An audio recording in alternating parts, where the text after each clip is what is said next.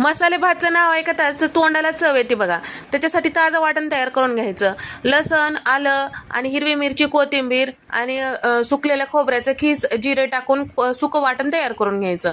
त्याच्यानंतर 2 कप बासमती तांदूळ स्वच्छ 2 ते 3 पाण्याने धुवून 10 मिनिटं भिजत ठेवायचे. त्याच्यानंतर कुकरमध्ये करून घेणार आहोत, पटकन होते बघा.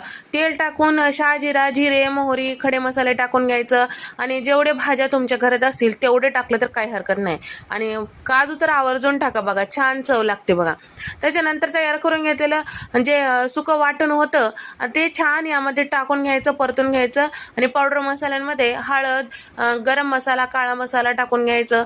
दालचिनीचा तुकडा आणि तेजपान टाकायचं विसरले होते, ते बी टाकून घेतले बघा. धने पावडर टाकून घेतले, मीठ टाकून घ्यायचं, हळद टाकून घ्यायचं, भिजून घेतलेले तांदूळ टाकून घ्यायचं, 2 चमचे तूप टाकून घ्यायचं, सगळं मिक्स करून घ्यायचं. वरतून भरभरून कोथिंबीर टाकायचं. मग चव कसं छान होईना, मस्त होते.